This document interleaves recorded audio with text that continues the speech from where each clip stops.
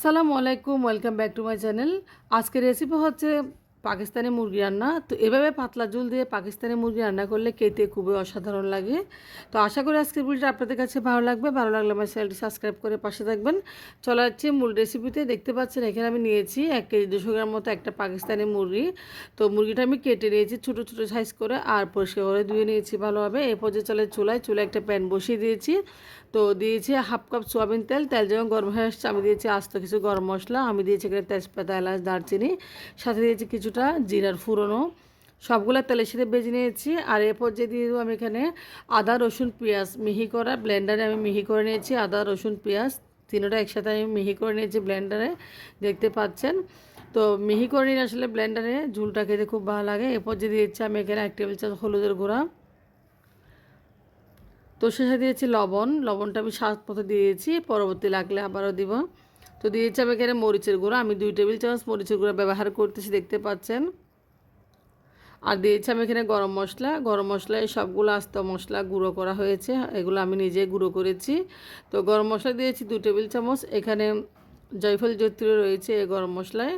তো 2 টেবিল চামচ দিয়েছি অলরেডি, দেখতে পাচ্ছেন। আমি এরপর যে একটা কাঠি দিয়ে ভালোভাবে পেঁয়াজ, আদা, রসুন এবং মশলাগুলা একটু কষিয়ে নিব। এরপর যে আমি একটু করে পানি দিয়েছি যাতে নিচে লেগে না যায়, আর মশলা নিচে লেগে গেলে তরকারিটা পুরোপুরি একটা গন্ধ আসবে। আর দিয়েছি আমি এখানে পোলাও পাতা।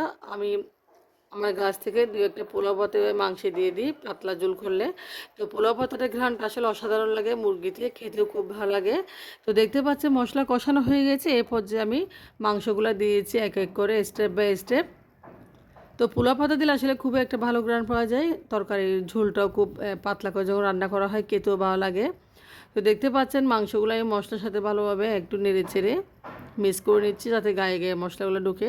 আর এরপর যে 5 মিনিট মতো আমি কষিয়ে নেব ভালোভাবে। পানি ছাড়া আমি কোনো পানি ব্যবহার করব না। পানি ছাড়া আমি কাঠি দিয়ে ভালো নেড়ে চেড়ে আমি মাংসগুলো একটু কষিয়ে নিচ্ছি। দেখতে পাচ্ছেন মাংসগুলো মশলার সাথে আমি তেলের সাথে ভালোভাবে একটু কষিয়ে নিচ্ছি।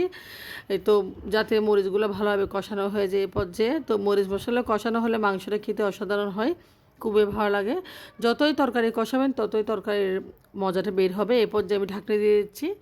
তো 10 মিনিট আমি ঢাকনা দেওয়ার পর দেখতে পাচ্ছেন মাংসের কী অবস্থা। মাংসটার পানি একদম শুকিয়ে গেছে। এই পর্যায়ে আমি ভালোভাবে পানি শুকিয়ে নিয়েছি এবং কষিয়ে নিয়েছি। তো মাংসটা প্রায় হাফ বোল হয়ে গেছে, সিদ্ধ হয়ে গেছে। তো আপনাদেরকে দেখাচ্ছি। তো এরপর দিয়েছি আমি পানি। দেখতে পাচ্ছেন আমি যেহেতু পাতলা ঝোল রান্না করতেছি অল্প পানি দিয়েছি। তো যতটুকু পরিমাণ প্রয়োজন হয় অতটুকু পানি আমি দিয়েছি। মুরগিটা আমি এখন যেটুকু পানির প্রয়োজন ওইটুকু দিচ্ছি এবং ঢাকনা দিয়ে ঢেকে দিব। তো দেখতে পাচ্ছেন আমি পানি দেওয়ার পর ঢাকনা দিয়ে 20 মিনিট ঢেকে রেখেছিলাম। তো মুরগিটা রান্না করতে আমার আজকে 35 মিনিট সময় লেগেছে। দেখতে পাচ্ছেন মুরগিটার এখন কী অবস্থা। মুরগিটা অলরেডি হয়ে গেছে, খুব সুন্দর একটা কালার এসেছে। আপনারা এবার রান্না করে দেখবেন, একবার ট্রাই করবেন। পাকিস্তানি মুরগি রান্না হলে খুব মজা হয়। তো ভালো থাকবে, আপনারা দোয়া করবেন। আল্লাহ হাফেজ।